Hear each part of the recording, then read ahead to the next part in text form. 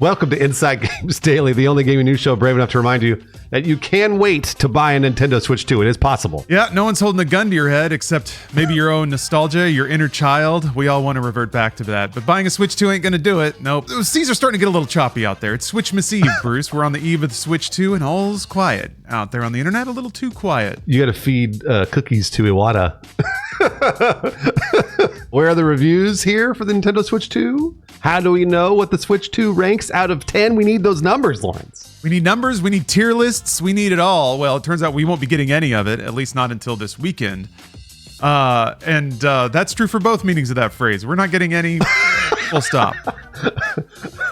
Nintendo spokesperson confirmed to Video Games Chronicle that review units of the Nintendo Switch 2 will not be sent to press outlets ahead of launch because, quote, important features and updates would be unavailable before a launch day update on June 5th. Yeah, the statement didn't specify what features those are or what the updates would even include. That's weird. They've had years and years to do this, Lawrence. Odd. Longtime games journalist Jeff Gerstmann provided some context on this in a Blue Sky post, writing, quote, for comparison, the PS5 was sent out prior to launch in similar condition, but they had to supply firmware updates manually until their servers came online for launch. It was fine. The Switch 1 doesn't have a normal means to update without internet. I assume Switch 2 is in the same boat. I guess. It's got USB ports, doesn't it? I feel like there's got to be a way. Oh, yeah, there is. So whatever, like this, sure, we could take it on surface level, but there's got to be a bigger story out there, a full story. Members of the Games Press are certainly capable of evaluating the Switch 2 without all of its features in complete shipping condition, especially if they're told which ones are not finished. I don't know that really adds up. Let's get conspiratorial and imagine Nintendo's potential motivations here. The first is, as explained, that there's some aspect to the Nintendo Switch 2 that would fundamentally prevent Games Press from properly evaluating the console before its launch update. This is stupid. Yeah. By the way, I actually don't like this at all. Nintendo can say this and I don't believe them. Yeah, it's also boring. You know, that's not very interesting at all. The only thing I can think of is that one layer under that. Maybe there's some fundamental systemic process that needs to be there, some kind of DRM decryption shit that they intentionally don't want out in the wild pre-launch, and without that, games won't even run, or something like that. But who cares? Let's get spicier. Let's go one level deeper. Another possibility is that Nintendo is concerned about leaks. Yeah, you know for a fact that if they did distribute hardware to press in full functioning condition, somebody would leak it immediately before they're allowed to. Footage would be out, all that stuff. Yeah, that could include games that perform worse, UI bugs, other suboptimal aspects that could form negative first impressions. Oh no, a negative first impression, not for Nintendo. Yeah, it's pretty clear Nintendo enjoys controlling the message. I going back, they were one of the first companies to start doing direct presentations. I remember even at E3, they stopped doing the cringe-ridden live performances for just a video that was tightly written, edited, approved by rounds and rounds of executives, so they like to keep that stuff locked down, so that's pretty in character. Yep. Also, pre-release hardware and software could give folks in the homebrew community a head start in emulating the system or reverse engineering its DRM features, and they don't want that either. Yeah, absolutely. Yeah, certainly the second it gets out in the wild, people are going to pop it open and dump every bit of firmware they can find and poke through every bit and byte. It is kind of like I alluded before, it is possible that maybe the pre-launch Switch 2 a lot more vulnerable and open, and then once they push the updates, everything gets locked down into some kind of protected system. That's right. And the most dramatic here theory of that we've been thinking about of why the Nintendo Switch 2 is not reviewable is that it's underwhelming. Preventing the press from reporting that is a way to control launch messaging. I think Lawrence and I look at Nintendo a lot like Apple, where Apple likes to control the messaging around their products, and so does Nintendo. Yeah, and in the wake of that, when there's no actual news, we're starting to already whip up some negativity. There's a particular headline that's not very savory. You can't complete Welcome Tour, which is a $10 game, air quotes, by the way, without buying Nintendo's pricey webcam and Nintendo's pricey controller. So you can't beat the $10 Welcome Tour of their system without the hardware. Then you have to pay for the hardware. It's ridiculous. Nintendo Soup cites Welcome Tour's official website and reporting that the USB camera is needed for one mini game. A controller with GL and GR buttons, the Pro controller or the charging grip, is required for one minigame, and a 4K TV is required for one game and one tech demo. All right, so that's dumb, right? It's dumb on the surface, but it's also kind of a dumb thing to get upset about. You know, it warrants a shit take on Reddit, but I kind of see it from both angles. Like, you don't have to buy the thing, no one's making you, but also it's really stupid to think you can buy a $10 tutorial that you're stuck at 96% because you don't have a special controller with the flippers on it or whatever. I'm looking at it from the perspective of somebody who bought this tutorial. It was like, paid $10. I was like, boy, I can't wait to play this stupid tutorial because we all know it's stupid to pay $10 for the tutorial in the first place. And then when you buy it, now you can't complete it because you don't have the hardware. Like, there are levels of stupid here that I don't even want to get into. And so for me, I'm just like, abstain. Yeah, that's the grown-up thing to do. Now, to qualify that a bit, it's just getting all the medals and all the little events in Welcome Tour. That's what's considered 100%. Also, you may not have to buy Nintendo's specific dumbass webcam. Digital Trends' Giovanni Colantonio confirmed that the Switch 2 will recognize and use USB webcams other than Nintendo's. Just plugged in a Logitech and it fired right up, so it is possible you might have to dig around in a bin and find a dusty webcam to do that part of it. Or you can just convince yourself to not care about medals in a paid tutorial. Folks on Reddit are properly comparing this to Astro's Playroom, but that was free for the PlayStation 5. That didn't require additional hardware to fully complete, so it was free and you didn't need the extra hardware. Yeah, good stuff. Good stuff. Technically, if we're being technical, you don't need Nintendo's webcam, and also Nintendo themselves were the ones that put this information out there. But quietly adding some bullet points to a website is a little bit different than a news outlet putting a headline about it and trying to warn people more specifically. There's also this preview of Mario Kart World from Simon Cardy at IGN. Cardy basically says the open world is fairly anemic outside of P-Switch challenges that take 10 to 15 seconds to complete. It's no Forza Horizon. Forza Horizon felt pretty full when you played it, at least at launch. The article's all couched in conditional language, though, being based on a play session rather than a proper review, because nobody can play the game on their home system right now. So yeah, a preview that says, hey, the open world is pretty empty. That's different than a review from IGN at launch that says Mario Kart is a 6 out of 10 or whatever. I'm making up a number. I'm just saying theoretically, these could be the kinds of things that Nintendo's trying to push off until everybody's already bought out the first shipment of Switch 2s. Yep. So where does all of this leave us, Lawrence? As usual, be skeptical. Caveat emptor. Yeah. The guiding principle of the free market, right? There's not really a compelling reason to buy the Nintendo Switch 2 at launch yet.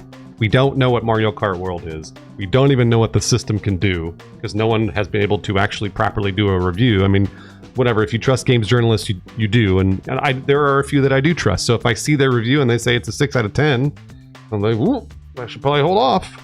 Yeah, I mean, holding off in general is probably a good idea. I know that tariffs make that really complicated, right? It feels like there's a window we have to slide in to buy this thing, even at the price that seems a little high, lest it go even higher. But I don't know. I feel like this topic in general touches on something else that's kind of been a thread in games media, which is the weird relationship between media outlets and the companies that make the products that the media outlets are meant to be skeptical of, but also depend on for access and viewership. A very weird and conflicted relationship. I like Video Games Chronicle a lot. You know, I appreciate that they rightly acknowledge that Nintendo can do whatever they want with the hardware that they developed. But in the same article, you know, the motivation of media to maintain and protect their privileged access to devices that people want to know about, that gives them a competitive advantage. That's just kind of the truth. That's not a bad thing. And theoretically, that's an advantage you earn by being a respected outlet and putting out trusted work for long enough. But, you know, in the Video Games Chronicle article, they also plug their Patreon like we're going to do, so there's no hate there. And then also list a bunch of negative headlines about the Switch, which we also did.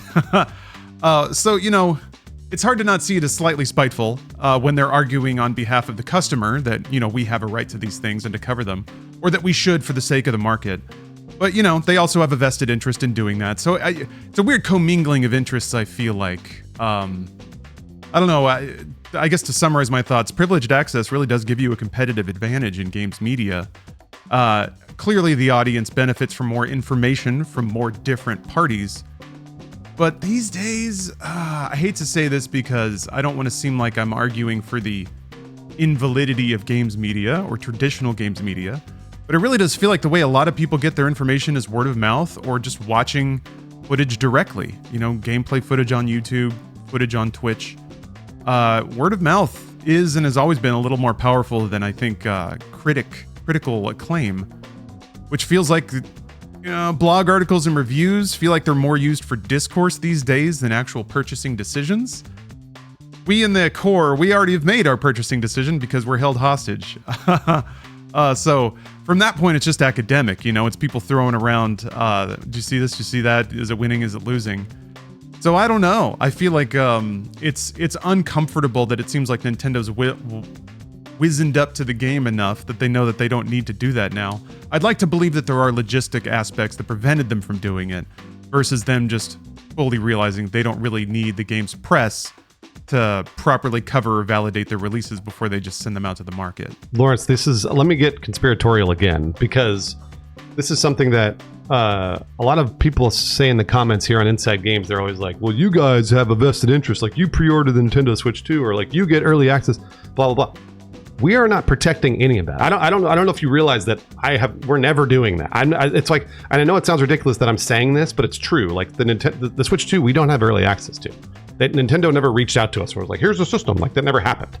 So these things, there's nothing to protect.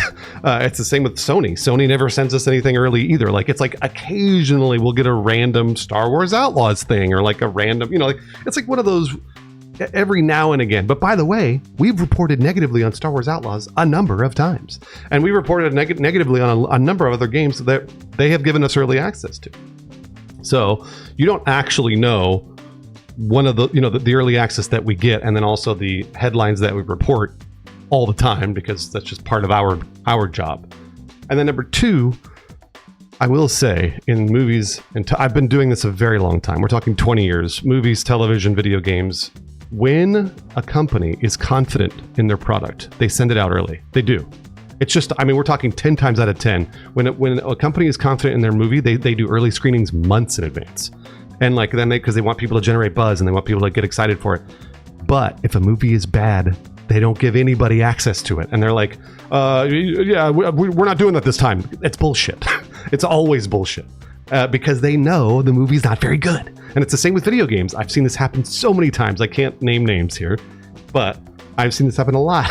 Where like when a company is not confident in their video game, they don't give you early access. But when a company is confident, then they do give you early access. That's what's so interesting about Ubisoft and Star Wars Outlaws specifically, is they were giving us access 3 months in advance, something like that. And they were confident in that game.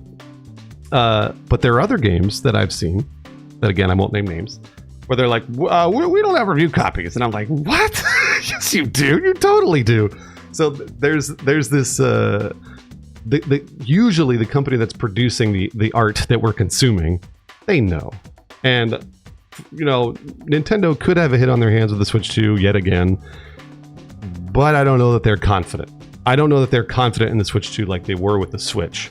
And I was hearing 6 months previous, maybe even a year previous to the original release of the Switch, we had inside sources saying this console is awesome. Like, you're going to love it. And I remember a lot of us were very skeptical, but they were right.